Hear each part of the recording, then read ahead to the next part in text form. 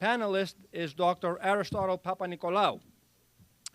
Dr. Papanikolaou is a professor of theology, Archbishop Dimitrios Chair in Orthodox Theology and Culture, and the co-director and co-founder of the Orthodox Christian Studies Center.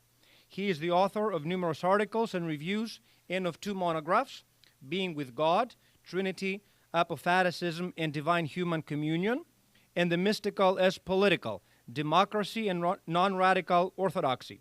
He is co-editor with George Dimakopoulos of Orthodox Readings of Augustine and Orthodox Constructions of the West. And he is co-editor with Dimakopoulos of the Fordham University Press series, Orthodox Christianity and Contemporary Thought, and with Elizabeth Prodromou of Thinking Through Faith, New Perspectives from Orthodox Christian Scholars.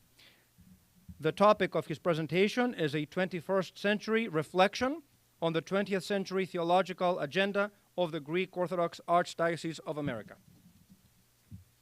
Dr. Papanikolaou. Thank you. Yeah. Thank you. Thank you. Yeah. Yeah, you want to change it? Yeah.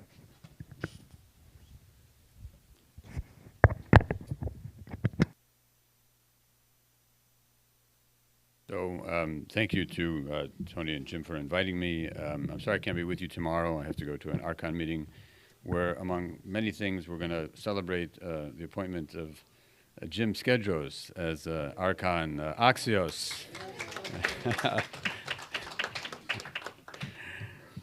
So, you know, and just a personal note, I mean, since I graduated in 91 and I worked here between 96 and 2000, I've been back to the seminary many times, and of course, deep and lasting friendships kind of always emerge. I mean, Father Luke Veronis was here. I mean, one of my memories, which I think is sort of a forgotten one, is the feast days. But during the feast days, we used to do Vespers and Orthros together. And what I loved about that was that we would do Vespers, go to dinner, and come back for Orthros at 9 o'clock. And during the 9th ode of the feast day, Katavasios, used to get in the middle of the Soleil, and all of us used to sing in unison the 9th ode. I don't know, maybe you guys can bring that back, because it was such a beautiful tradition and one of my more lasting memories. But also, what I remember during my student years was the devoted and committed faculty, most of whom were co-writers of the document on which I was asked to comment. The faculty at that time were truly inspirational in so many ways, especially to those of us who continued toward doctoral studies, and in terms of the ecumenical spirit that they fostered on campus. I remember how students, we used to flock toward the Meliota Center for the conferences that they hosted, and they usually used to be actually in the auditorium, and very well attended by the students, actually. And they would introduce us to giants of the Protestant world, such as Geoffrey Wainwright, or of the Catholic world, such as the ecclesiologist Jean-Marie Tillard. And needless to say, I want to take this opportunity to thank my professors, 2 of whom are here today, for everything they were to us. And I hope and pray that after 30-plus years that we showed ourselves even just a little bit to be andaxi ton prosdokionsas. So I was asked to comment on a document that was commissioned by the late Archbishop Iakovos to explore, quote, the needs of our church as we moved into the 3rd millennium of Christian faith, and in particular the needs of the Greek Orthodox Archdiocese in this hemisphere, end quote. It was crafted, and I think this information is important, it was crafted by the Archbishop's Commission for an Archdiocese Theological Agenda. The commission was constituted by its chairman, Metropolitan Silas, Father Kalivas, who's here, Dr. Churbin, Father Euklapsis, Father Dimitrios Konstantelos, Professor Charles C. Moskos, Dr. Aristides Papadakis, Dr. Alcisite Papas, Dr. Louis Patsavos, Dr. Alice Scourby, Father Theodore Stylianopoulos, and its secretary, the late Father Stanley Heracus. The commission held its meeting between 1986 and 1988, and this document was published in the Greek Orthodox Theological Review in 1989. At the end of the document, it states, quote, not all members have had the opportunity to read and approve the final draft of this report. The final draft is the work of the Holy Cross faculty members and Professor Moscas, end quote. If my memory serves correctly, the Holy Cross faculty on the commission were Metropolitan Silas, who also served as president of HCHC at the time, Father Kalivas, Dr. Churbin, Father Klopsis, Dr. Patsavos, Father Stylianopoulos, and Father Heracus. The Commission's report is divided into 4 parts. First, faith crisis. Second, parish. Third, leadership issues. And fourth, social realities. I will touch on each of these parts with a particular focus on sections 1 and 4, faith crisis and social realities. Regarding the section on faith crisis, the document is indeed prophetic in its assessment that the secular pluralistic context within the United States has fostered a cultural crisis of faith, which it defines as, quote, a wholesale drifting away from traditional religious and moral values, which now has become a sociological condition affecting all religious groups, end quote. The document continues by saying that, quote, the fundamental response to the cultural crisis of faith must begin with a full acknowledgement of the principle that the faith commitment, and this part is in italics, the faith commitment has more and more become a matter of personal choice than of social and cultural heritage, end quote. The document then warns that given this cultural crisis of faith, ethnic identity will not be sufficient to sustain the parishes in a way that has been evident since the first wave of Greek immigrants up until the time of the writing of this document. The Archdiocese must turn its attention to fostering and sustaining a primarily Orthodox identity, where parish participation and affiliation is more about Orthodox belief and practice rather than ethnic identity. If, in fact, faith commitment would become a matter of personal choice rather than commitment or loyalty to the ethnic community, then the only hope for the parishes into the future would be an Orthodox faith commitment based on personal choice, that is, to freely choose to be Orthodox and participate in an Orthodox parish. Parishes thus must be oriented both in terms of leadership, worship, and education toward the formation of an Orthodox identity amongst its parishioners, and the way to confront this crisis is to draw upon and strengthen the conciliar form of leadership that is part of the Orthodox tradition. If we fail to rise to this challenge, both at the parish, diocesan, and archdiocesan level, then the weakening of Greek identity and the reality of mixed marriages will mean a decline in the parishes of the Greek Orthodox Archdiocese. I mentioned that the document is prophetic, and it is so in several ways. First, it rightly points to the cultural shifts regarding faith and church participation, a trend that already started in the 1980s and has only continued to gain steam. From the 1980s onward, however, there has been a slow and steady decline in religious affiliation. To be American no longer meant that one identified. In fact, this is just a footnote, prior to the 1960s and the 1950s, even though you have a kind of religious pluralism, Americans still identified. So the key shift in the 1980s is the stopping of identification. This disaffiliation was captured best by the 1980s book Habits of the Heart, written by the renowned sociologist of religion Robert Bellah and his team. In this book, they asked a woman named Sheila what she believed in. Sheila proceeded to call her individualized embodiment of belief and practices Sheilaism.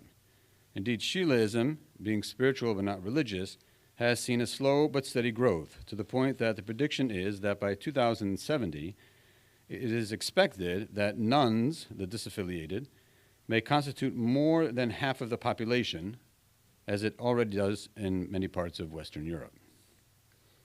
So the document was right. Religious belief and practice has shifted from communal affiliation and cultural expectation to individualized personal expression.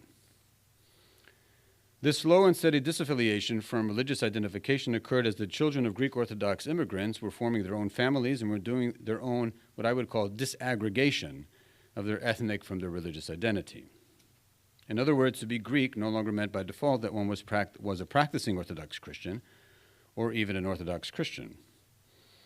Again, the document was right. Ethnic identity could no longer serve as a basis for the religious affiliation and participation in a parish community. And to some extent, the two trends go hand in hand, religious disaffiliation and religious ethnic disaggregation.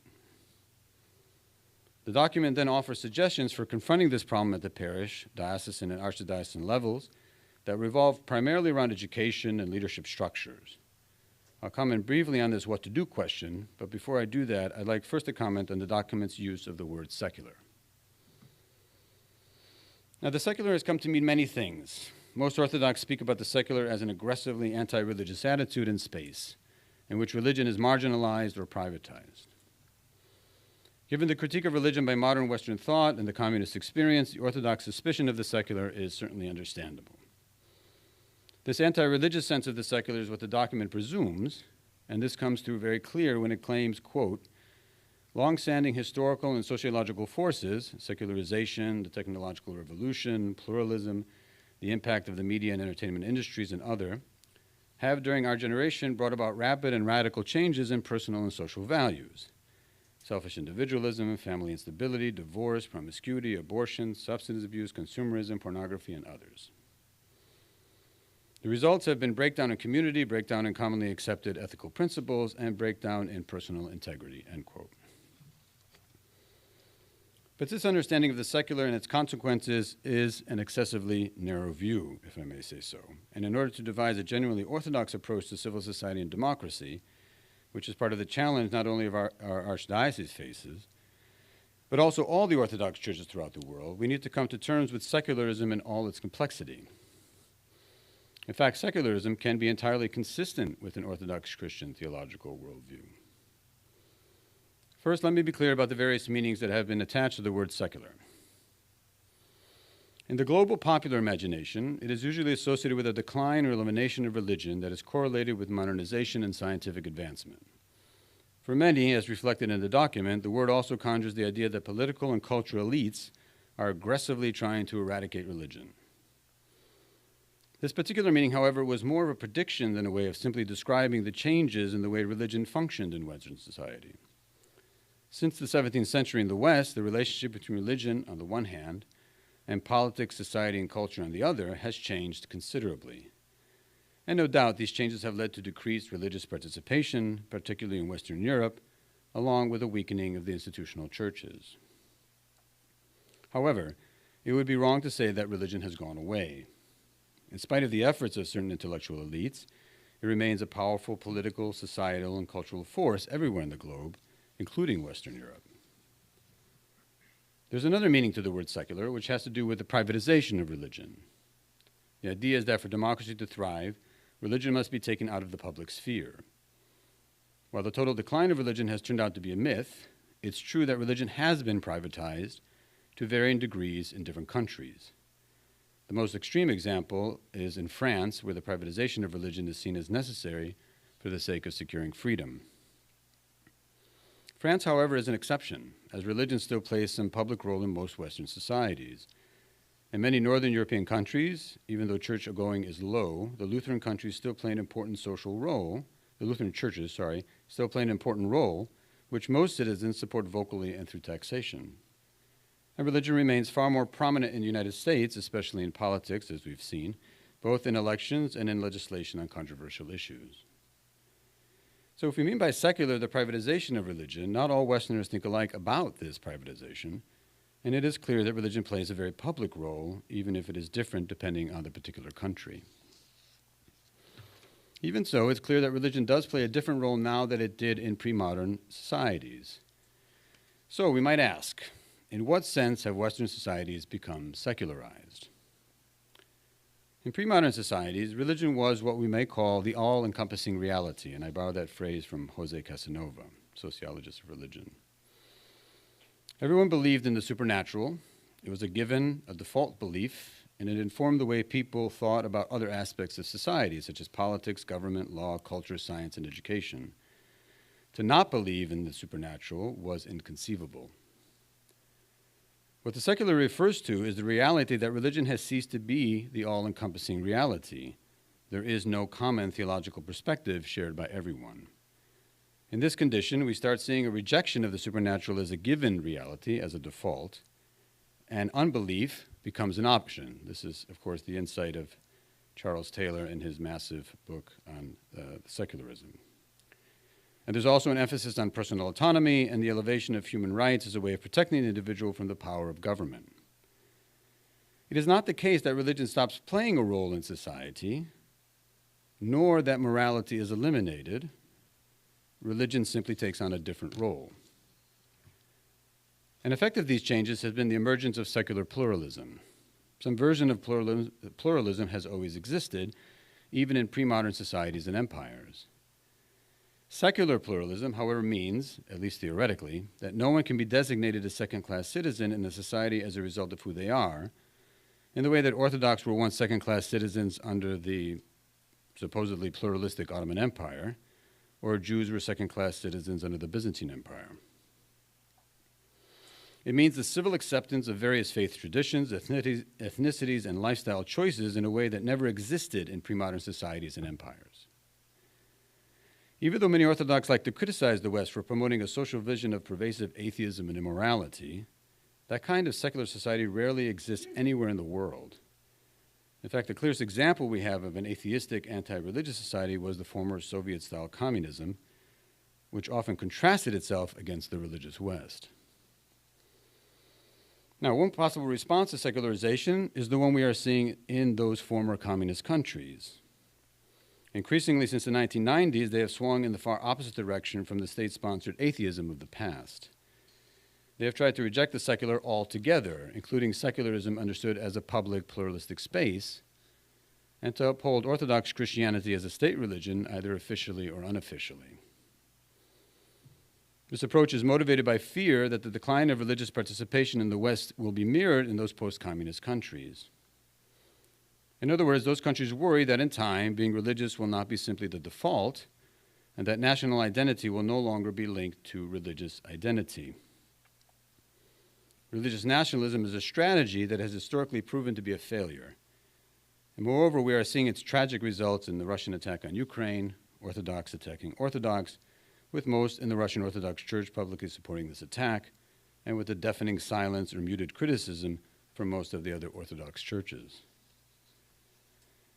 What the war in particular shows more clearly is that what Orthodox should really focus on, and should be discussing more often, is whether we can accept what I would call a Christian secularism. This would mean recognizing that religion now has a different social role. It would mean making peace with pluralism. And this kind of secularism does not mean denying religions a public voice. Quite the opposite. It actually allows multiple religious voices to have a public hearing. And if, in fact, we can imagine spaces in the world where religions play a public role, but no single religious voice or common theological perspective dominates, then we are, in fact, not living in a post-secular world, nor do I think we want to. The hard question for Christians, and especially for Orthodox Christians, is what role religion should play in a society where it is not the all-encompassing reality, and where orthodoxy is not the default common theological perspective of all citizens. The first and primary role that the Orthodox Church, as an institution, and Orthodox Christians, as individuals, should play in the political space is to promote and protect what I would call political pluralism, which would include religious, racial, ethnic, and moral pluralism, to name a few. The political space is by nature that space where we encounter the other, the person who does not believe what we believe. And that other should not be coerced, either directly or indirectly, to convert to the majority religion of a particular nation. There are forms of pluralism that Orthodox churches should both accept and promote in the political space, though it does not accept them within the borders of the church. For instance, women cannot be ordained as priests in the Orthodox Church, but this should not prevent the church from promoting the full equality of women in every aspect of society within the public sphere. More examples could be given, but the underlying theme here is that we must act with discernment. It's not that the church cannot have a voice, rather it has to decide what it should say in the light of a commitment to a democratically free and equal public space. Put more theologically, the church needs to discern how to act in such a way that it shapes a public sphere that is hospitable and welcoming to the stranger.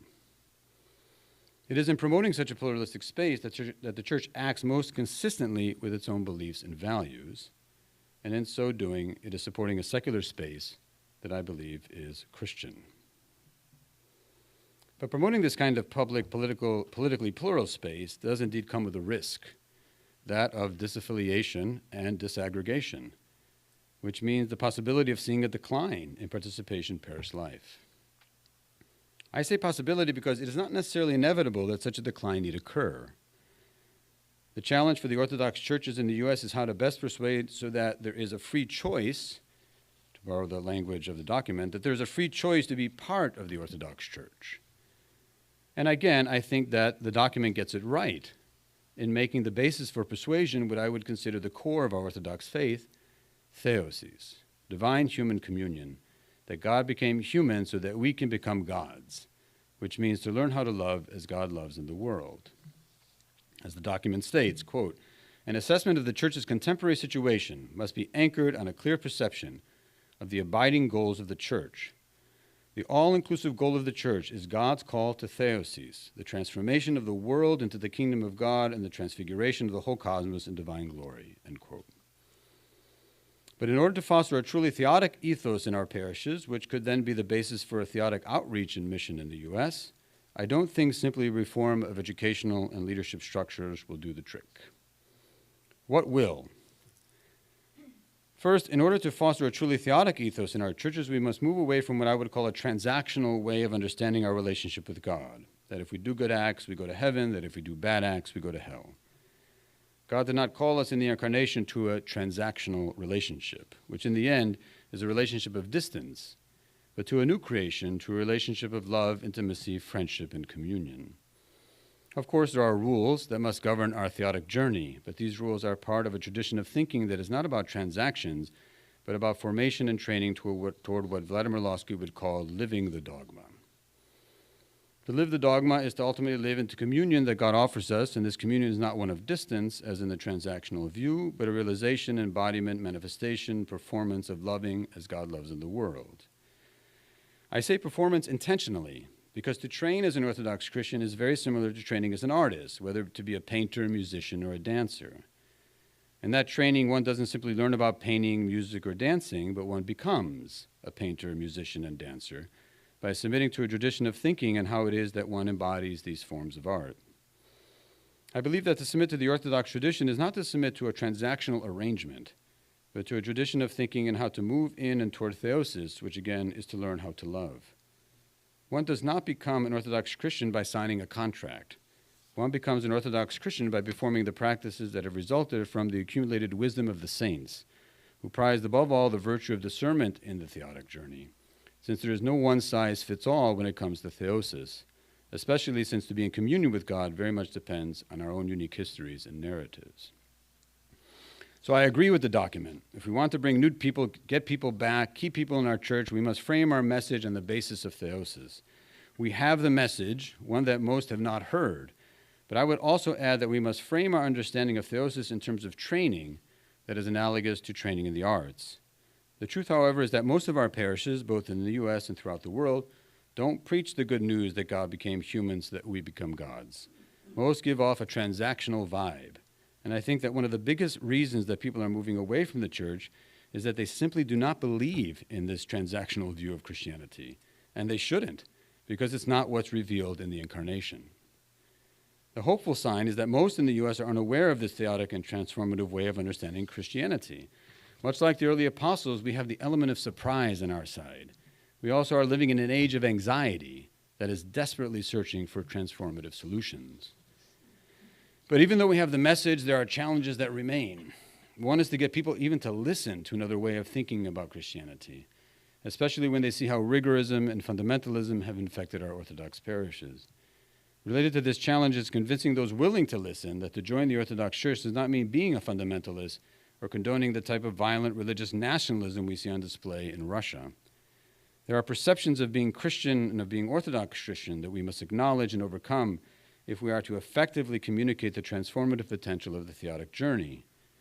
I don't really have any answers or suggestions on strategy, but I do live with the hope, perhaps naively, that theosis is the message people want and need to hear. And it is the answer to how our parishes can not only thrive in a secular space, but also learn to appreciate what is good about secularism while learning how to discern its proper role within a democratically pluralistic public space. Thank you.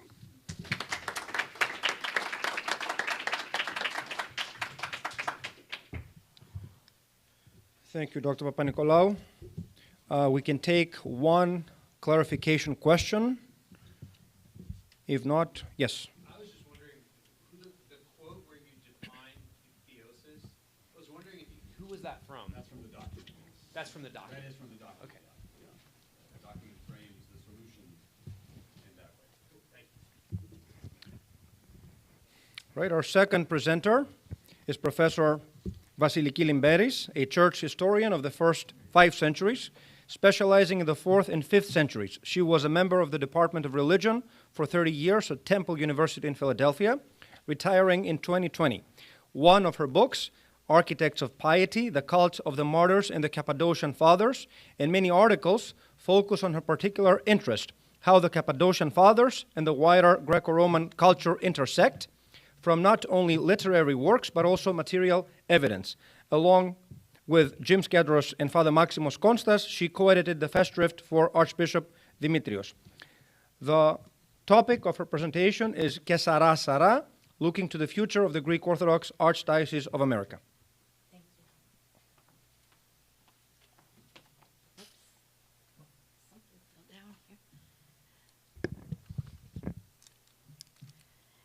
Warm greetings, everyone. I'm very pleased to be part of this celebration since I owe the church a great deal for my entire life, both personally and professionally. Today, I'm going to speak about the future of the Archdiocese, something I've never done before, by means of a cultural essay. I had to make sure that the talk would not devolve into a wish list, since we all can critique from the sidelines, and that would be highly unfair. My approach is an examination of how cultural production might be the most viable way for the Archdiocese to prosper in the future through one example of culture, and that is music. The accomplishments of the Greek Orthodox Archdiocese can be analyzed sociologically, historically, and theologically in terms of institution building, solidly representing Greek Orthodoxy in America, and analyzing how its parishioners attain a strong social presence in American society. In each of these areas, the Archdiocese as an institution has thrived and succeeded in the last century. This is due in part to the vision and skills of many of the bishops, as we've heard today, and the tremendous hard work of both the hierarchy and the laity together. All are indispensable for the church to prosper. It must be admitted that sociologically and historically, the achievements of the Archdiocese to this date were made much easier through the quality of homogeneous, the acknowledged homogeneity of culture of the Greek people. It is this very aspect, culture, defined as language, music, art, religion, family traditions, and even ethics, that we may call actually the Achilles heel for the Archdiocese now moving forward. What does the Archdiocese do now that cultural homogeneous of the laity is all but a vestige of another era? The question of what is working in our church and what is not is best explored through cultural studies in terms of the dominant culture versus the subculture, our Greek Orthodox culture. This is not to demonize the larger culture. Rather, we must first describe the problem with the culture and then exercise discernment and discretion for finding a way of living in this culture while preserving our own. Precisely because the dominant American culture dominates, or rules, we might say, or even admit, we actually live in relative prosperity. For example, the vast majority of us in this room did not flee hunger, war, persecution, and or grinding poverty, which compelled many of our parents and grandparents to immigrate here. In this country, they found an opportunity to live without these evils. Yet the strategies that worked for our ancestors in acculturation and adaptation to the dominant American culture, for the most part, are really not viable now. This is why. Oddly enough, those who are born into the dominant culture instinctively acquire the precepts and routines of the culture almost imperceptibly. People do what is expected of them in order to succeed. Birth into the dominant culture introduces a type of stupor, an unquestioning quality, which is an automatic and even autonomic counter to discernment and discretion and to vigilant questioning. The automatic quality of the stupor shuts down discernment and discretion.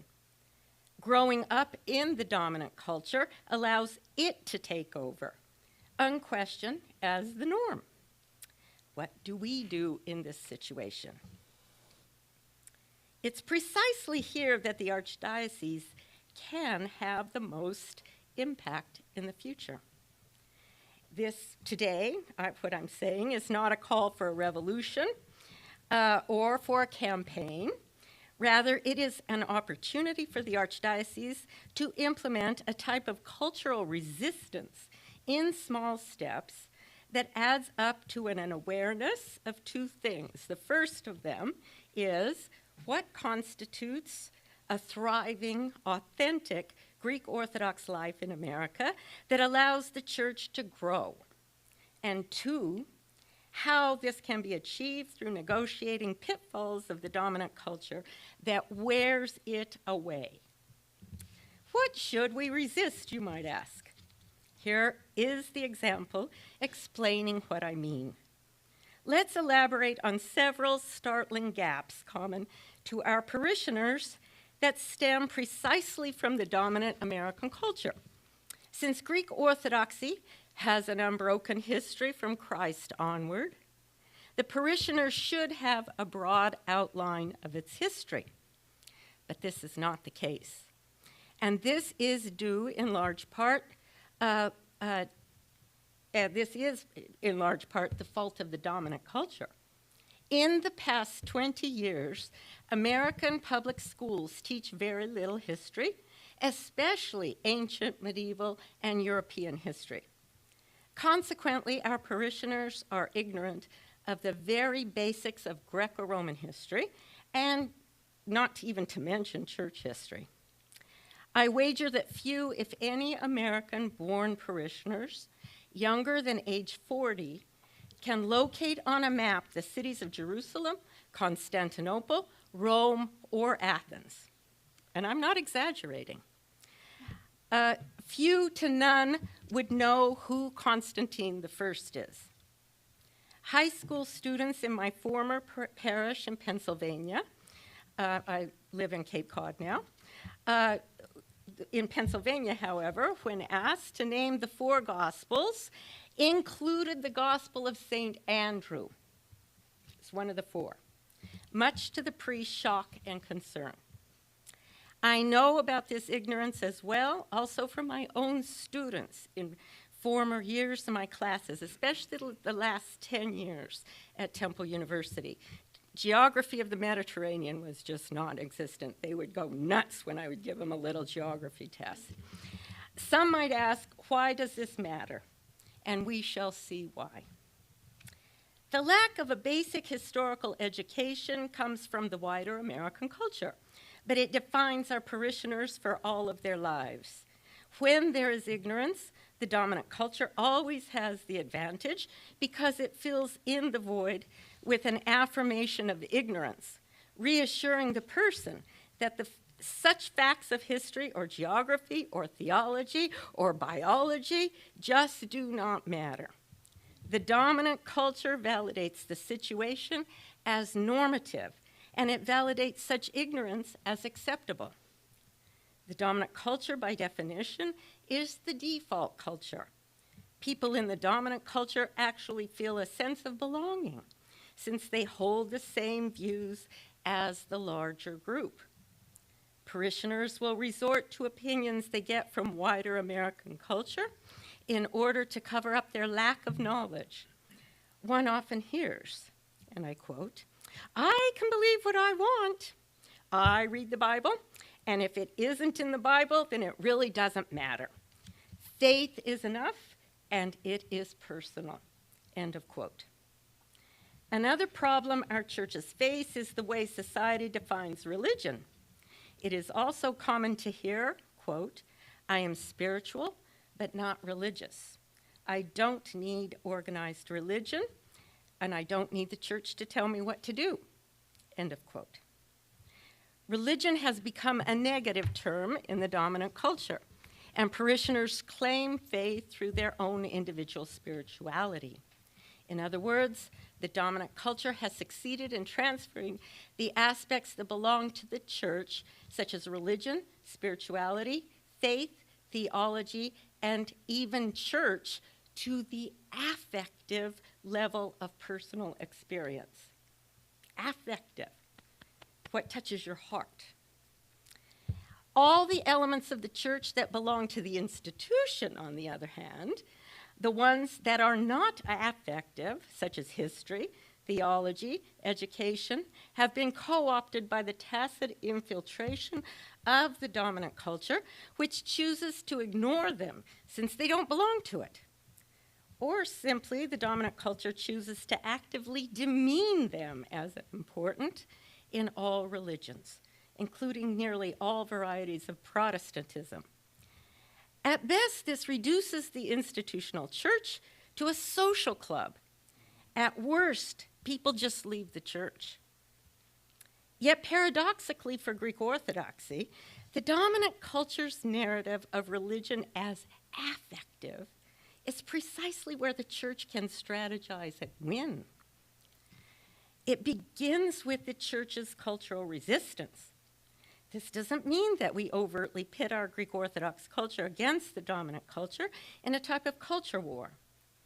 Rather, what the Archdiocese needs to do is focus on the way the culture of Greek Orthodoxy is produced by examining the practices that are adaptive, integrated, and to some degree ethnocentric. But above all, the culture of Greek Orthodoxy in America must be authentic. It cannot mimic Greek Orthodox culture of Greece. The culture of Greek Orthodoxy and the way it is produced is affective. And this is greatly to our advantage. Half the battle is won. As a test case, the place we now turn to analyze my hypothesis is in the liturgy. The liturgy is the nexus between the clergy and the laity, and for our purposes here, the liturgy is utterly affective. The liturgy is the main locus of our Orthodox cultural production. Scholars of cultural studies would call it the perfect location where resistance can be and is performed. Through hymnography in chant, venerating icons, smelling incense, lighting candles, praying, receiving the sacraments, the laity participates in Orthodox culture. But to what degree it is consciously appropriated depends. Due to time constraints, we will only examine the case of hymnography through chant as a powerful aspect of Orthodox culture. As the great Byzantine musicologist Dimitri Konomos, who once visited here, I remember his visit here, the quote is, "Music functions as a dramatic element. It has a unique and central place in the general structure of liturgy. It has acquired liturgical significance. Almost every word pronounced in church is sung in one form or another. And the manner in which it is sung greatly affects the nature of the service. Week by week, season by season, the church's song draws out the inner meaning of liturgical poetry." End of quote. Yet in our churches today, we see quite a bit of confusion with regard to music, to choirs, the organ, and chanting that reflects the chasm caused by the conflict between the dominant culture and Greek Orthodox culture. Music and chant are a highly contested space now in our parishes. Though the Greek American polyphonic choirs accompanied by an organ worked for decades, one finds sharp opinions among the laity today in almost every parish I have visited. Western-style choirs that sing hymns in polyphony from the Greek American arrangers of the 20th century are just not attracting young people to join the choir. Here we must separate the three issues: polyphony, the organ, and traditional chant. With regard to standard Greek Orthodox polyphonic hymns accompanied by an organ in our churches, they typically do not blend with the style of the chanter and the priest. For example, often one soprano voice is highlighted as a solo, like in the hymn Se Numen, which can be very jarring since this is the most sacred part of the liturgy. Yet the church is not opposed to polyphony per se. The Slavic Orthodox churches developed an amazing array of polyphonous liturgical music that fits within the liturgy and enhances prayer. Byzantine chant can be either monophonic or diaphonic, with one person chanting the stabilizing drone. Many parishioners today oppose the use of an organ for all sorts of reasons. Above all, it is not orthodox, since the Church does not allow, has not, and does not allow musical instruments. Practically, the organ drowns out the voices, and culturally speaking, it is the very location of the cultural clash. It sounds very Western and does not blend with the Byzantine chanter and the priest. Hence, there is a reason for that the Church has never allowed musical instruments. Significantly, however, none of the Slavic churches has ever allowed an organ, unlike the Greek Church in America. Their polyphonic music is performed a cappella. Now, I would like you to listen to the clips of 5 different choirs. All 5 are Orthodox. I ask you to determine for yourselves which you prefer and why. The first, Emmanuel, is from Frank Desby's arrangement. It's a Greek-American choir in Southern California, and it's the doxology. About a minute of each.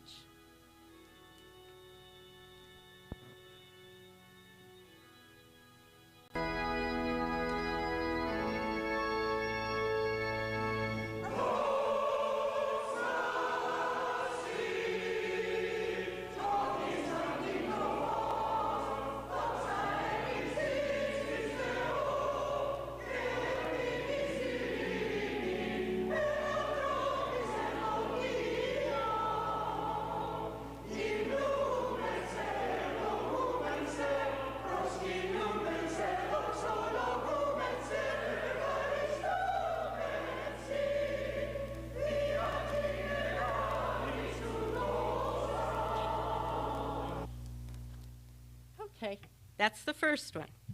The second one is a doxology from the morning services in Moscow, the traditional Utrenie chant.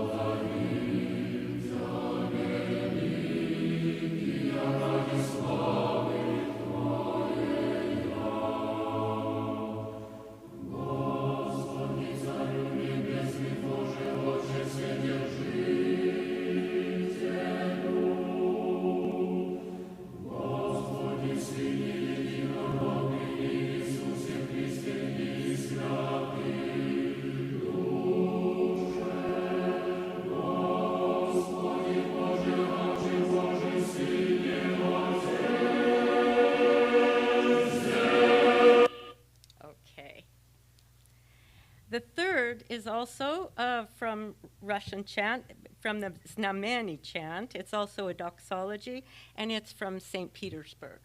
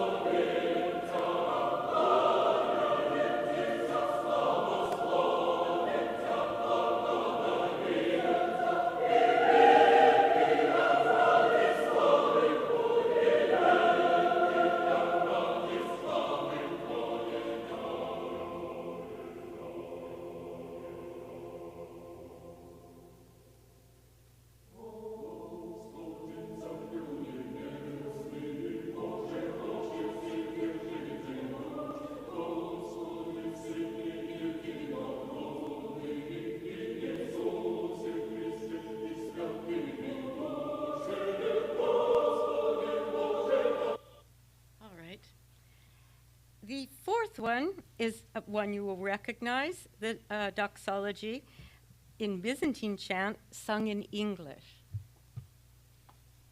Glory to you who have shown us the light. Glory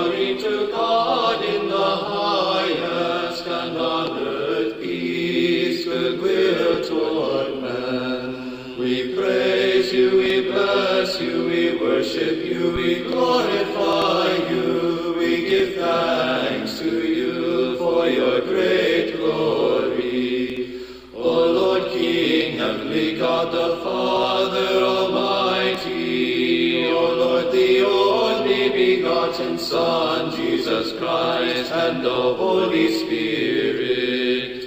O Lord God, Lamb of God, the Son of the Father, who take away the sin of the world, have mercy on us.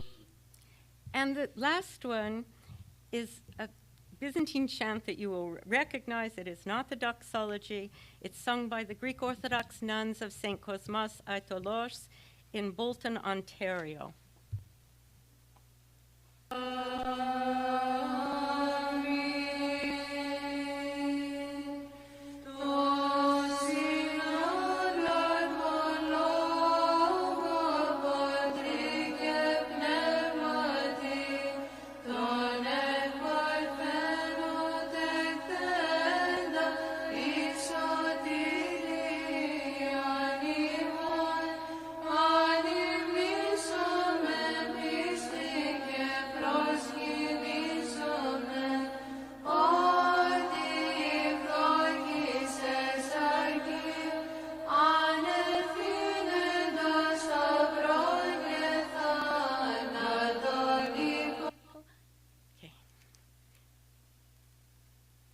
Have you voted?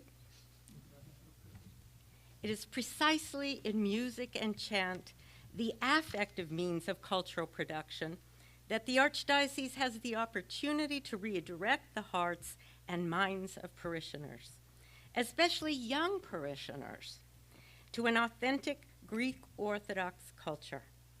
The music of the liturgy has come to identify the festive nature of the liturgical occasion. It binds the faithful together in community. It emphasizes the corporate nature of worship. Very important.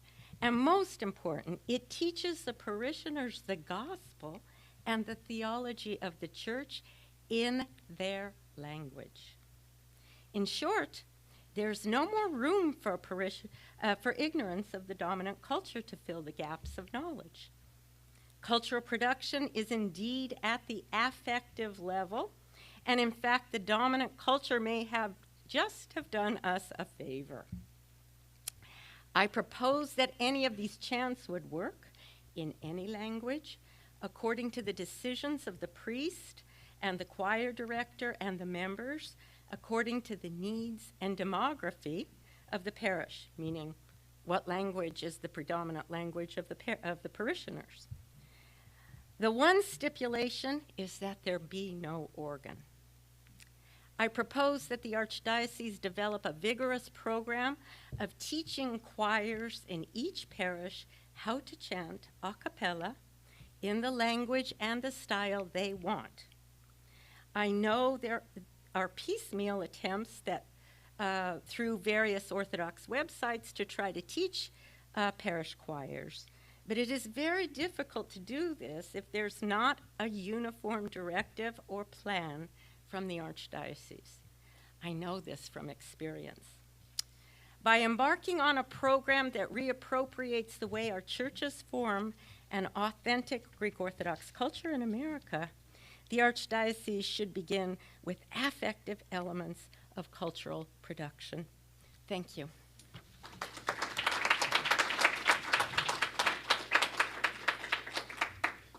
Thank you, Professor Limberis. Personally, as a musicologist and professor of Byzantine chant, I thoroughly enjoyed your presentation, as I'm sure Dr. Papanikolaou, a fellow cantor, did. Any clarification questions? Maybe we'll take one, or we'll just leave all the questions for the end. All right, the third presenter is Menios Aristomenis, right? Aristomenis Papadimitriou. He studied at Florida State University, where he got his bachelor's in philosophy and political science. He then came here to Holy Cross and earned a Master of Divinity, and he is currently a PhD candidate at Fordham University, working in the area of church history and contemporary orthodoxy. And the topic of his talk is transatlantic orthodoxy Migrancy and the Emergence of Greek Orthodox Subjectivity in America.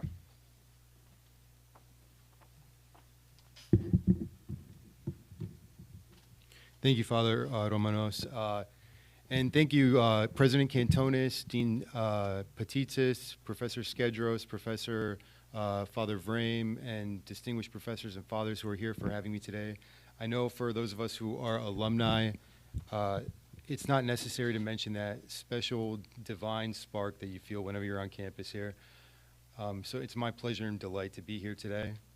My paper is going to address some methodological concerns in research and scholarship regarding history of Orthodox Christianity in America, particularly with reference to the Greek populations in Greek Orthodox Christianity. As we are in the 100th year of the Archdiocese, and now, as of last month, of the Treaty of Lausanne and the exchange of populations in Smyrna, I think this topic of migrancy is particularly timely to think of. So I begin with a little story. In 1893, everyone hear me okay? In 1893, the Archbishop of Zakynthos, Dionysios Latas, became the first Greek Orthodox prelate to visit North America. Known as a forward-thinking man of erudition, Latas came to the United States to attend the World Parliament of Religion in Chicago, where he delivered an address in English. Like other Orthodox priests who began to first appear in the streets of the U.S. around this time, Latas became the object of mirth and mockery as he circulated publicly. While the ecclesial tradition of their native Greece required priests to wear flowing wide robes and towering headgear of black, their appearance was perceived as strange and out of place in the United States. And it often attracted noisy attention, insults, and even physical violence. For instance, Salutos tells us stoning and the throwing of objects was not uncommon. As the dignified, long-bearded hierarch walked about Chicago with his monastic veil waving in the wind, jeering crowds surrounded him wherever he went. In fact, he became the object of so much curiosity and ridicule that a bodyguard accompanied him for protection. When indignant Greeks complained to local authorities, the mayor is quoted as responding, "Our American people are peaceful and never would have annoyed your bishop had he complied with our habits and local customs of our country and attired himself accordingly." While this further infuriated his countrymen, the Archbishop Dionysios, perhaps true to his namesake, forgave these mobs and refused to engage the matter. "The people are right," he said. "My apparel is wrong. No further complaints shall be made." A similar episode is described by Mary Vardoulakis in her 1945 novel Gold in the Streets, which narrates the experience of a Greek immigrant community in America at the turn of the 20th century. In one scene, 3 friends who recently arrived are confronted by a mob and beaten away after trying to procure employment at a local mill. Catching a glimpse of themselves in the reflection of a storefront, the friends recognized the queerness of their appearance while American workers, housewives, schoolchildren, and storekeepers passed them by, all giving them a second glance at these strange men. The men were dressed as rural Greek peasants. Their black hair escaped from beneath the tasseled kerchiefs they wore. Baggy blue trousers, tightened with silk belts, were tucked into leather boots. Their button shirts that were woven by their sisters were covered by red felt vests with elaborate lacings, and their long beards needed trimming from the transatlantic voyage.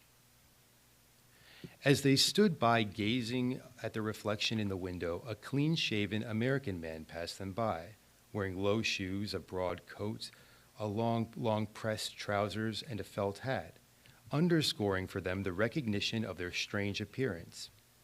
"We're different," one said to the others. "If he came to Greece, he'd look different too." Both the incident with the Archbishop and the vignette of the migrant workers described by Salutos and Vardoulakis respectively demonstrate the emergence of migrant subjectivity and how it was constituted. One of the ways it was constituted, at the intersections of glances, recognitions, reflections, and memory.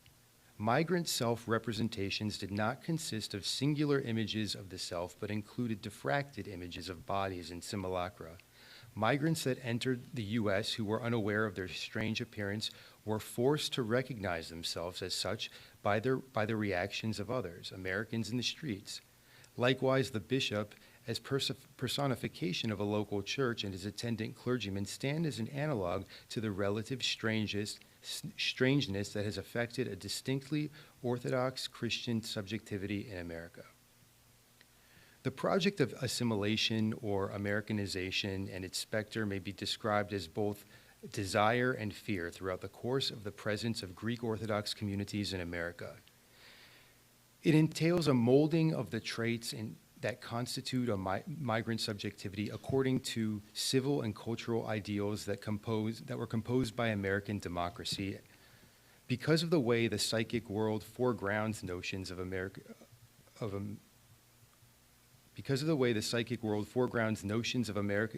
Americanization and assimilation, interests in the subjective aspects of migrant life are important as these aspects demonstrate that it is not simply nationalization and political identities that are at stake, but the engineering of a social subject, influence on the way one experiences life, in thought, affect, in the way the world is imagined.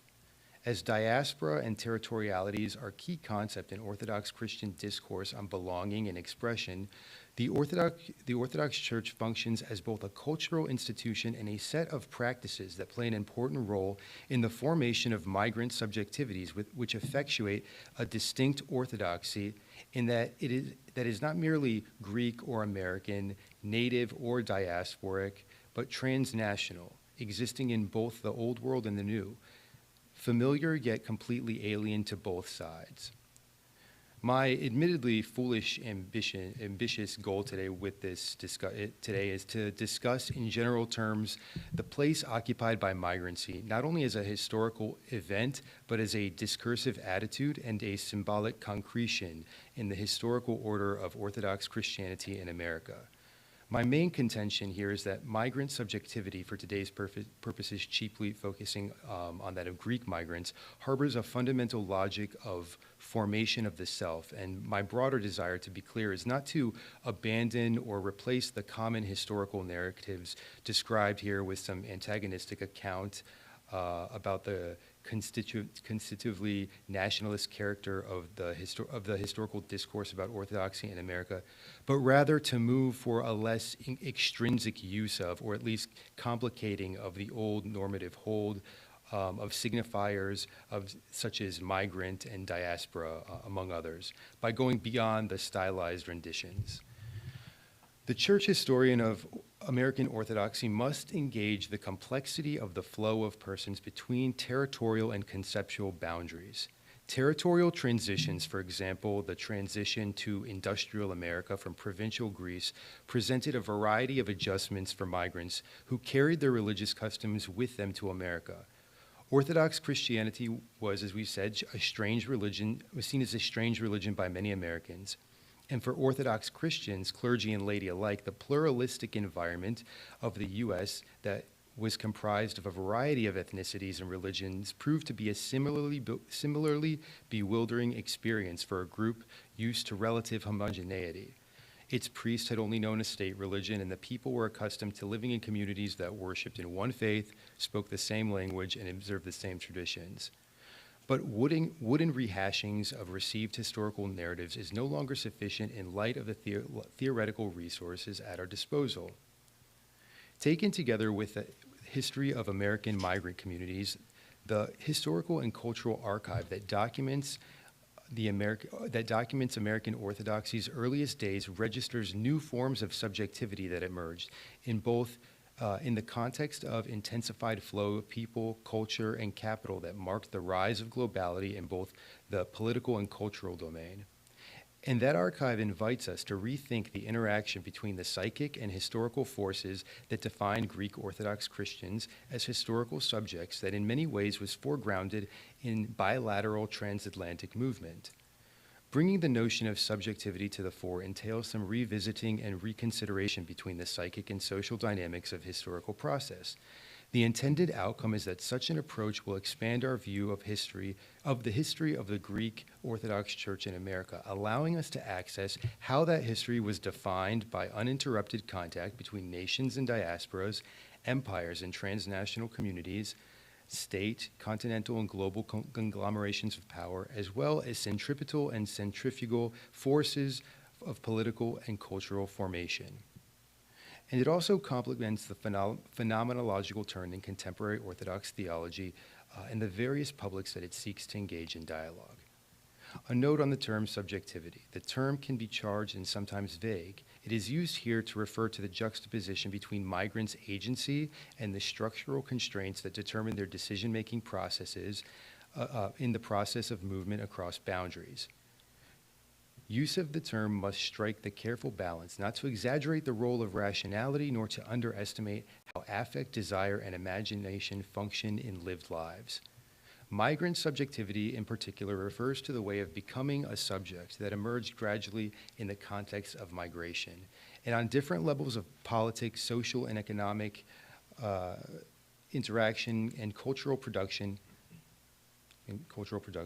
the emergence is made possible by the dissemination of narratives of self that claim to represent the experience of migration. Of course, these narratives are produced in different loci, social, cultural, and political, for instance.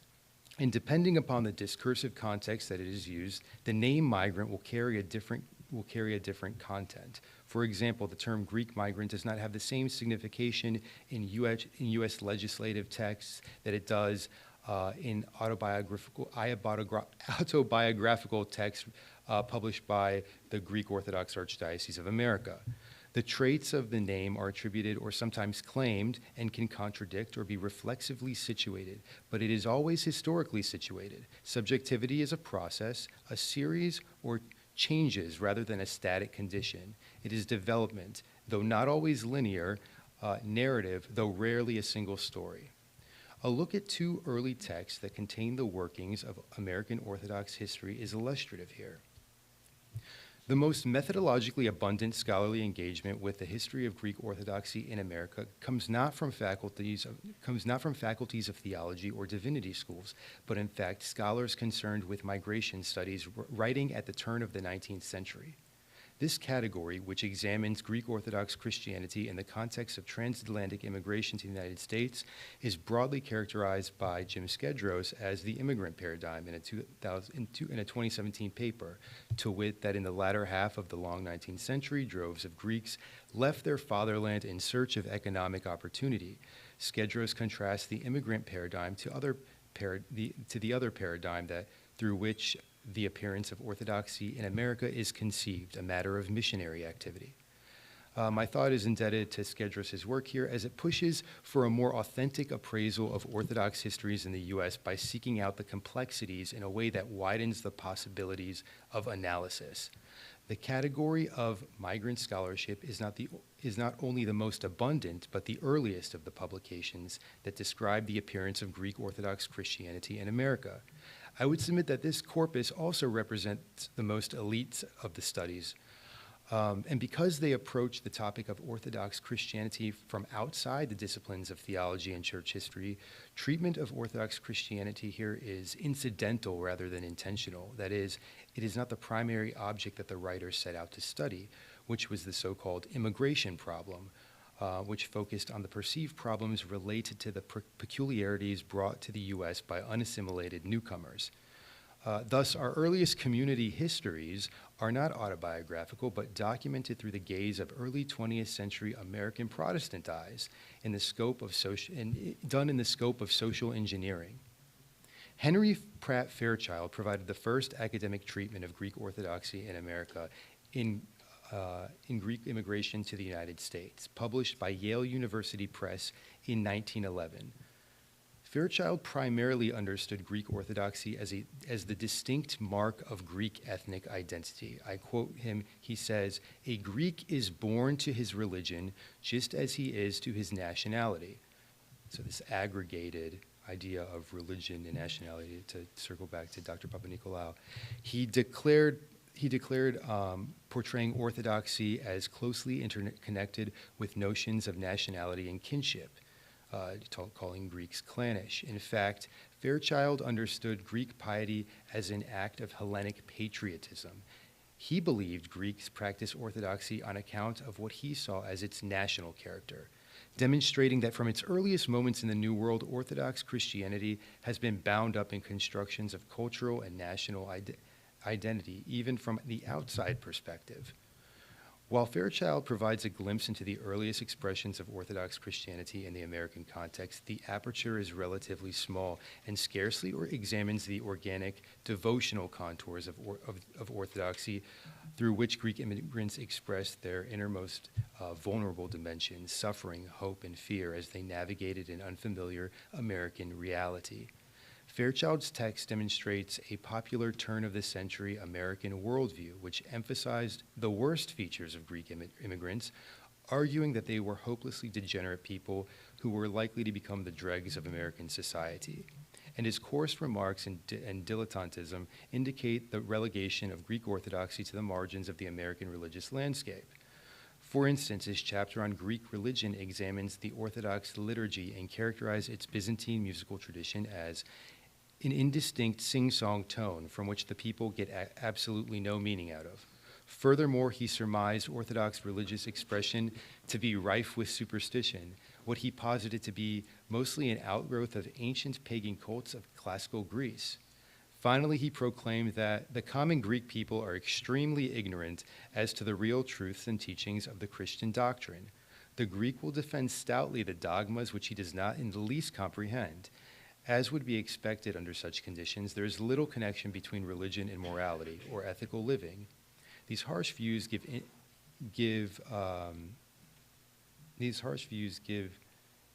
the idea that Americans viewed early Orthodox communities in the U.S. as uncivilized, fetishistic, or even pre-modern.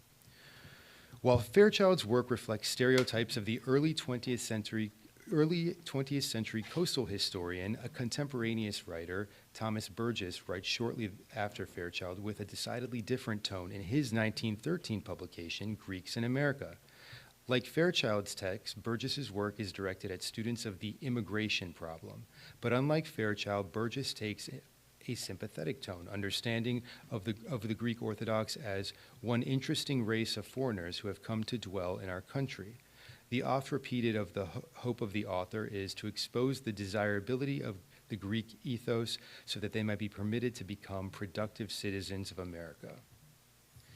Understanding the so-called immigration problem, according to the nativist American gaze, is informative for our understanding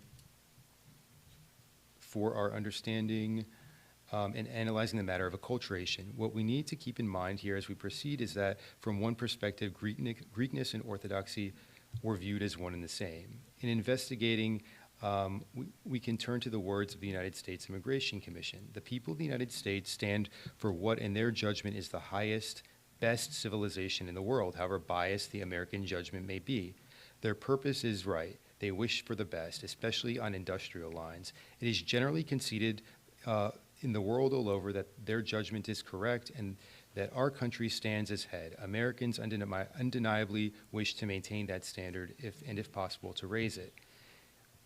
In this time, the migrant problem was defined as the problem that epitomized the very meaning of a social problem, and the stakeholders who delved into the problem defined the migrant as one who possesses certain marked characteristics that emphasize their newness, which much more radically than immigrants who appeared in the old immigration waves. The distinction between new and old immigration, of course, was introduced to distinguish Anglo-Saxon immigrants from new arrivals, particularly those from Southern Europe.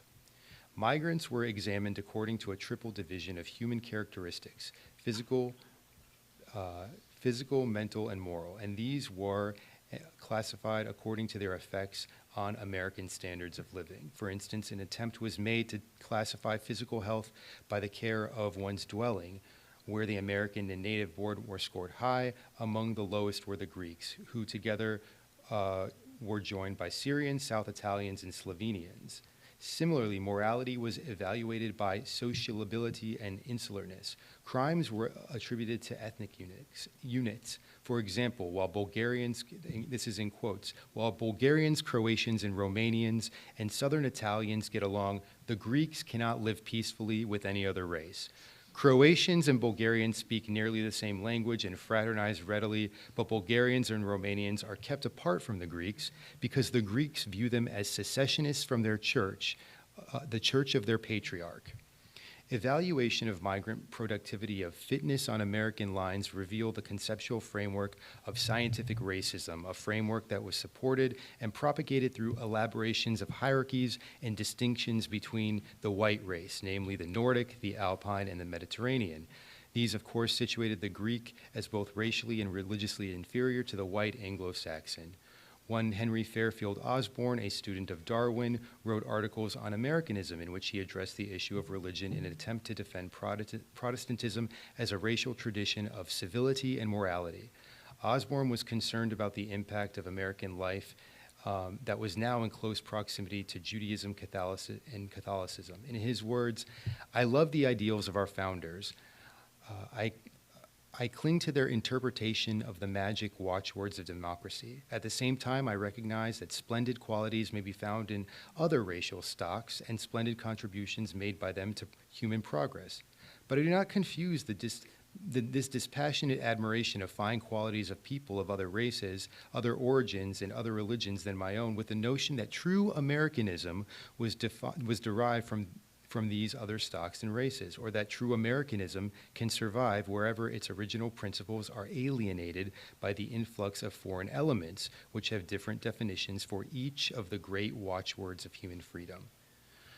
This notion of enjoyment, the notion of enjoyment is fundamental for understanding the ways in which an immigrant subject is able to identify himself as such through the subjectification of its others. As Slavoj Žižek explained in his psychoanalytic treatment of political factor, the enjoyment as a political factor, the subject comes to terms with the impossibilities that characterize its social existence only through the attribution of these impossibilities to the other's enjoyment. In other words, through the process of inversion, what the subject lacks is enjoyed by the other. Examples Žižek includes in this analysis are the Jew, the black, the homosexual, the migrant, and the woman. This inversion is functional only because others' enjoyment is stolen or abducted from the self. This intervention led to metonymic associations where America and Europe became the twin aspects of migrant psyche. America is the desired and the longed for, and Europe, or the migrant origin, is the object of hatred, envy, uncleanliness, the abode of the likes of the unruly Slav, the dirty Greek, and the Shylock Jew. And then I'm concluding, I can just say, and we can perform the same exercise for the other side, the irredentism of Greek subjectivity from the other perspective. As I'm concluding, Ioannou Laliotu's 2004 monograph, Transatlantic Subjects, Acts of Migration and Cultures of Transnationalism Between Greece and America, is a thorough theoretical engagement with Greek-American migrancy. Herein, the author, to whom my thinking is incredibly indebted, envisions a methodological expansion that promises to enhance the complexity of the conversation on American orthodoxy. Moving beyond stylized renditions of Greek-American migration, Laliotou argues that the Greek-American immigrant is a recognizable subject related to distinct forms of sociality that emerged during the first decades of the 20th century within the physical and symbolic spaces created by transatlantic migration and transnational cultural processes. In her work, she traces a genealogy of Greek-American subjectivity and the Foucauldian tradition through the analysis of narratives of self, practices of transnational cultural production, and discourses of culture and subjecthood that developed between continents over the course of the 20th century. The shifting forms of nationalism and statehood and the processes of integration between cultures, economies, and politics provided the background for what she describes as transnationalism, a conceptual framework that I argue ought to replace most uses of the notion of diaspora in conversations concerned with the historical dimension of boundary crossing of Orthodox faithful. While Laliotu's framework does not take up serious treatment or much at all of religious and theological matters, it offers an invitation to build out such frameworks for the purposes of expressly religious and theological purposes that will certainly prove to be useful in Orthodox scholarship that engages new methods as it progresses through the next decades of the 21st century. Through my paper, I hope that I am able to have begun to open a deeper conversation on migrancy and American Orthodox subjectivity that will accompany methodological considerations in the future investigations of assimilation and the function of some invariable logical and discursive operators undergirding that process. Thank you very much for your attention.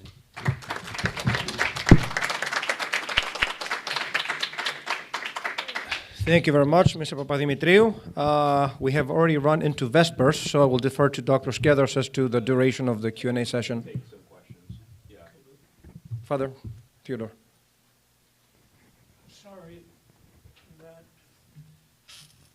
we at the school have not been Americanized enough to keep schedule. And also not to pile speakers when we know that we really don't have the time for that. And then to give us a relaxed part to discuss. That's a matter of housekeeping that you really have to take care of. Anyway, I want to pick up just one point on the secular. The Commission on the Theological Agenda was primarily concerned about where the rubber hits the road, namely the personal awareness of faith in our faithful that draws them to the liturgy, to participation, that we saw diminishing at that time. It was less about the abstract peaceful coexistence of Orthodox theology and secularity, of which the Commission would have no problems at the theoretical level. But the issue was, what touches the heart? What makes people kneel before going to bed and saying a prayer, or being inspired by the worship of the liturgy and being renewed? We had seen at that time that secularization, in terms of the absence of God's presence in the workplace, in family activities, in entertainment, sucked out the spiritual power of the church. And that we have to regain that. And as far as I can see, it can only be done by personal example, especially the priests that we cultivate at the seminary and the bishops that we have to give us the example, and other older priests.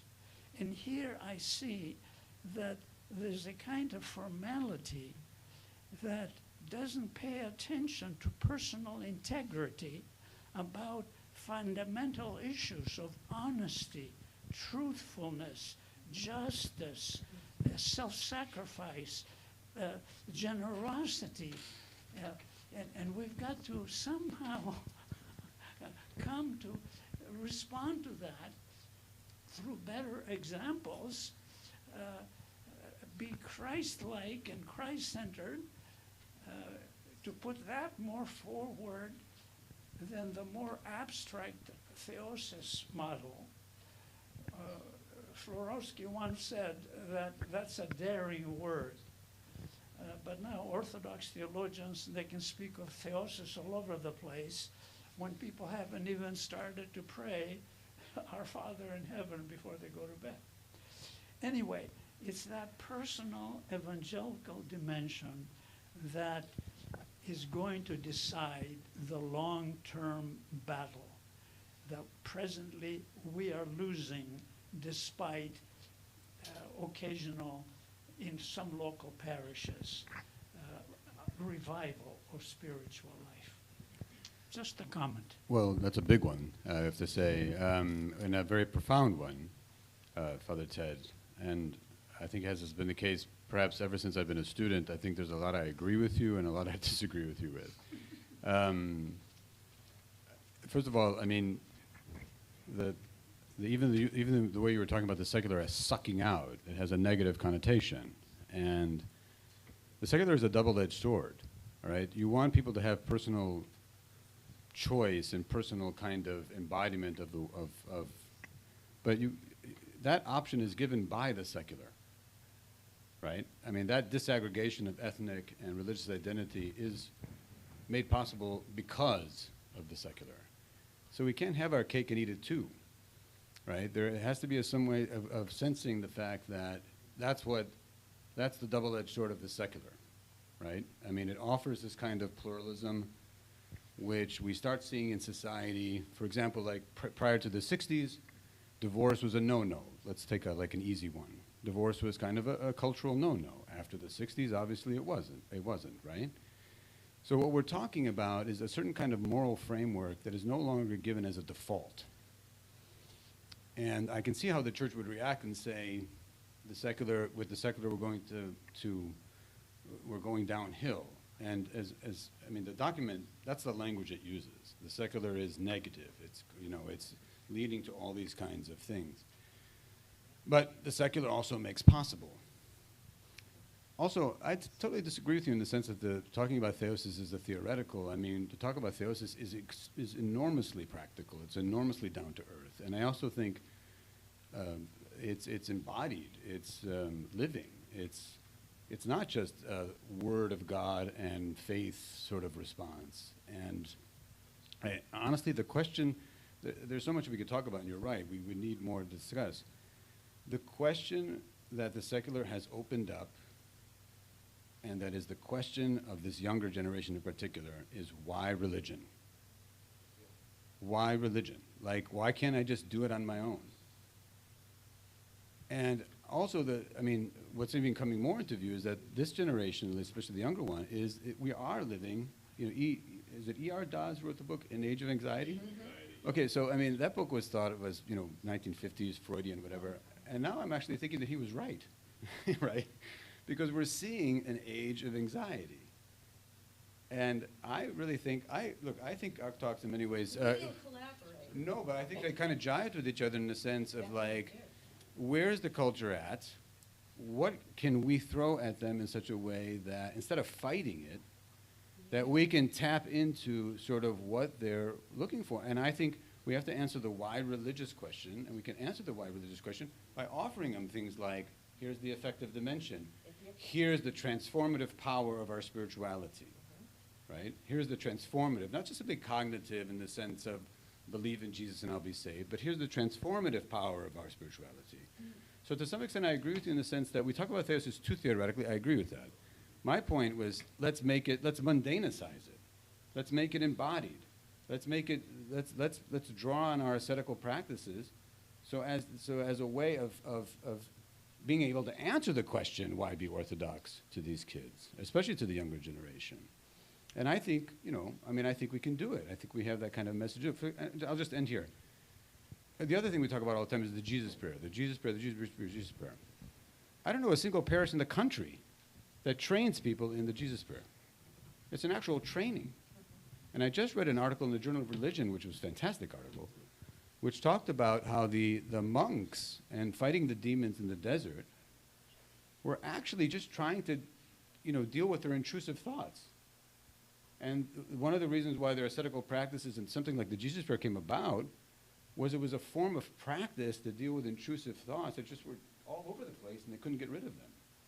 That's exactly what people are dealing with today. So we have things to offer.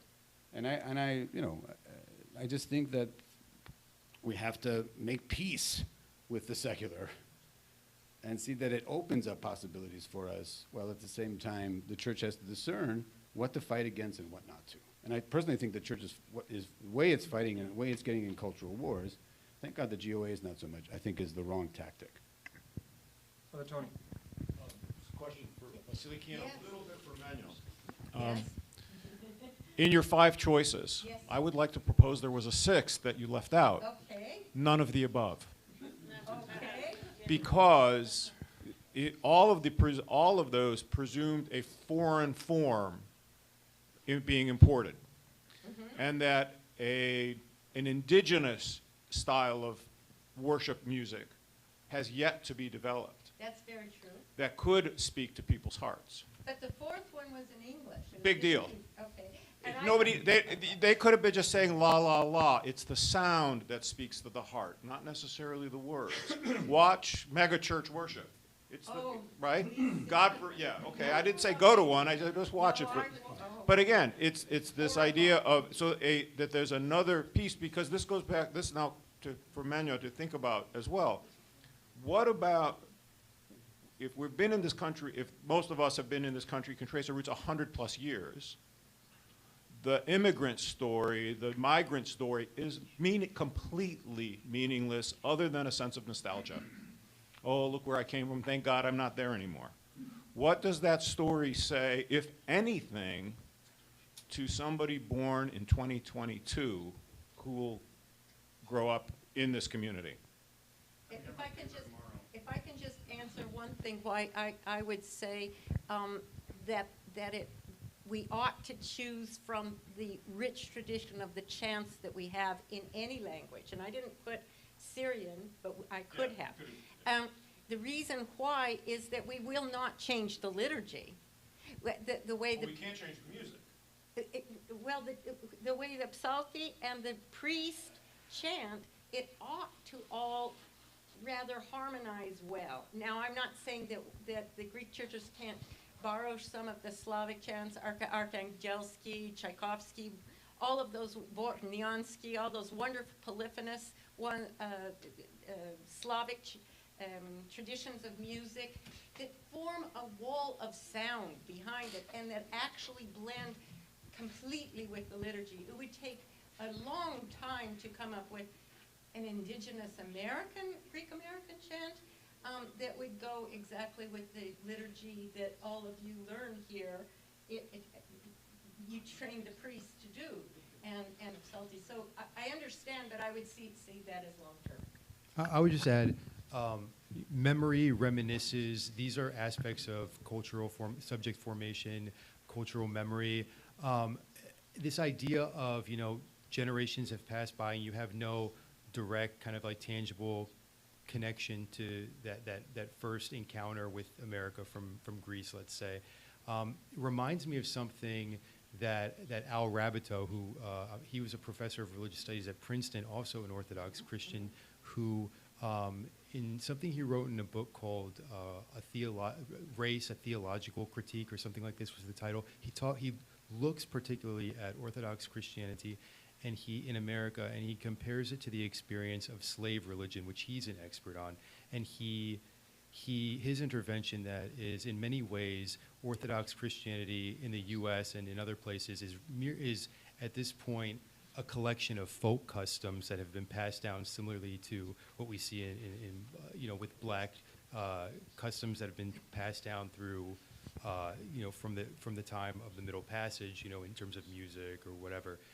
So I think that's I would start there. I think that what we have with these, let's say like 5 generations removed Orthodox Christians, in many cases is people who observe a set of folk customs. They baptize their kids because it's what has been done. Maybe they make a Vasilopita on New Year's because it's fun, but I'm not sure we have like a robust engagement with the spiritual tradition that was described.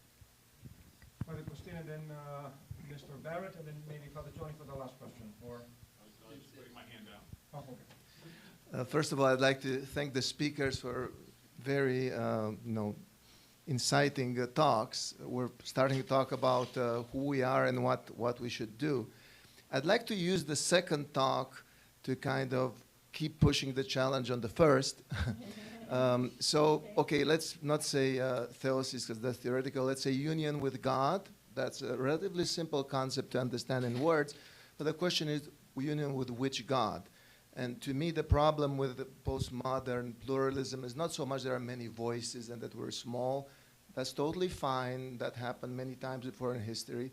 The problem is that nothing is recognized as being true. Truth is just contextual. So my God is relevant in my culture, and I can seek union with my God, and that's totally fine. And that's actually not, that most of the time doesn't lead anywhere. So instead, I would like to suggest, you know, maybe our role here in this country is not necessarily to bring people into, or not in this, our role in this moment, I should say, not necessarily to bring people into our church or to the truth of orthodoxy, which is no big leap for most people in America.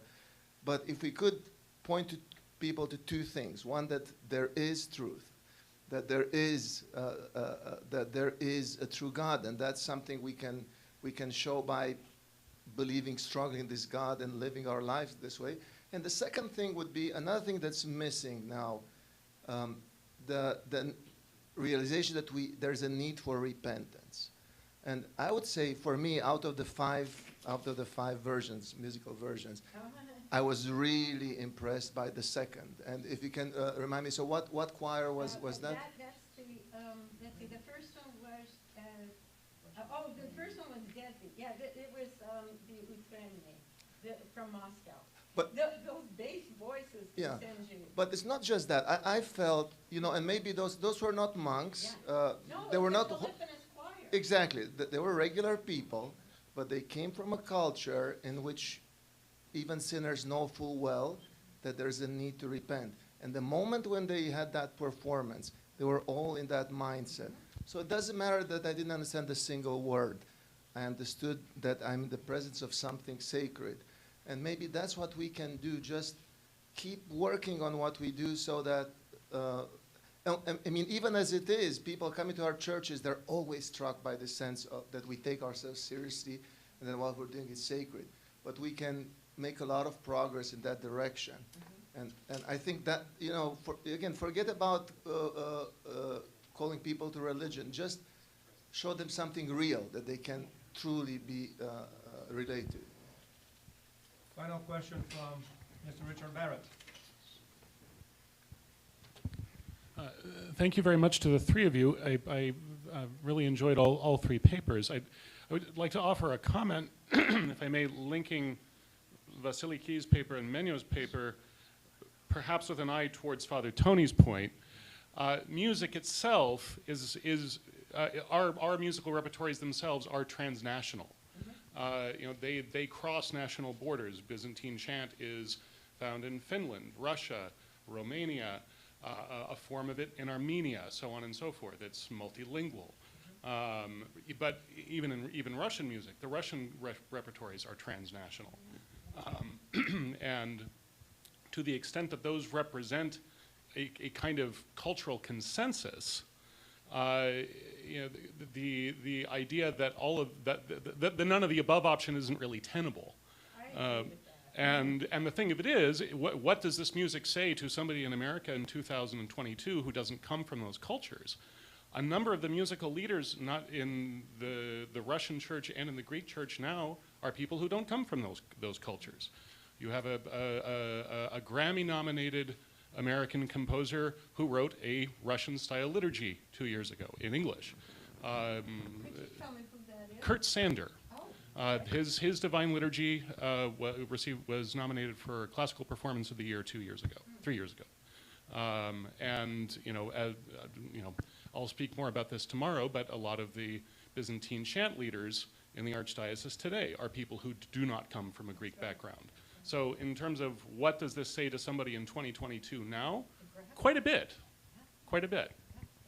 That's what my point is the affect there. Yes, I agree. And to this point, I mean, just very quickly, I mean, when I have students, one time I had students go to various parishes or churches and talk about it, and for one student that actually went to the Russian Orthodox Cathedral on 96th Street, he really did have a we knew not whether we were in heaven or earth moment. So I mean, to Father Garcia's point, I agree with you. The experiential is the key, completely. I agree with that. There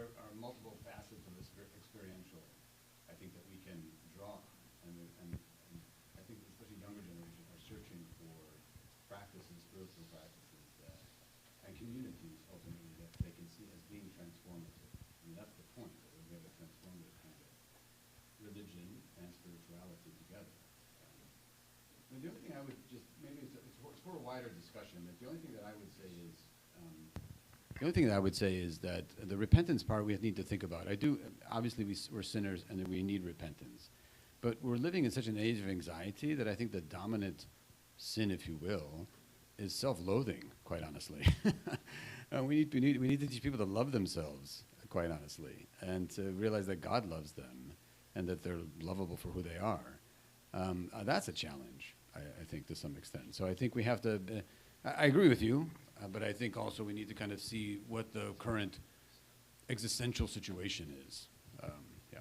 Yeah, I would just say, right now, the only options for a young person are either to be very pleased with themselves or to be so discouraged that they resort to drugs and alcohol. We come right at the middle where we say, don't worry, God is there for you. There is something as a true God that is there for you, and you can find him in this community, and he's going to receive you as you are, but if you're willing to change. But I guess the point I'm trying to make, too, though, is that something like the Jesus prayer is very helpful, especially for kids in this age of anxiety. Anxiety is produced by thoughts. And something like the Jesus prayer can actually center them in a way that they can help them not fight, because you can't really fight thoughts, but train them in some ways to, allow those thoughts to come and go and to center themselves. I guess that's what I'm trying to say. We actually have practical tools that can, I'm really glad you brought up thoughts, but I think it's so important. Like, one of the most important things we can teach young people is not to trust their thoughts, kind of what you're saying. Where do thoughts come from? The whole concept of spiritual warfare, which has a rich tradition in the Orthodox Church, is something we tend to be maybe embarrassed of.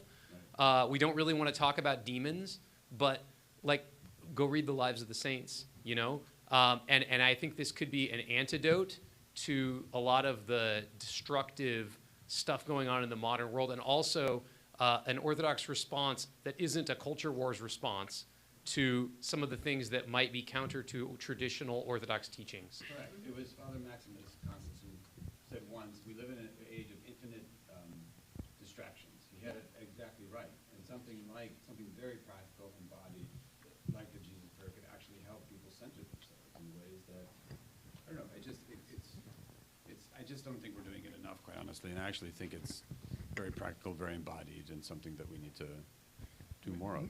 May I suggest that among the distractions are just what was pointed out. Final comment by Father Patrick. The type of music that we're talking about is a distraction. The emphasis on ethnicism is a distraction. The adoption of false forms of worship is a distraction. The lack of and that's the lack of authenticity. In other words, and this is something someone told me that really struck me, that you can really, you are worshiping authentically when you encounter Christ without distraction. And that is the mean by which I judge worship. Can I go away from something, from worship, having encountered Christ, and not be drawn away from him? And unfortunately, I think in most Greek Orthodox parishes, we are distracted, and it is a problem. And that is going to be a problem in the future for the Greek Orthodox Archdiocese, in my opinion. Thank you to a very engaged audience, and a big round of applause to our presenters.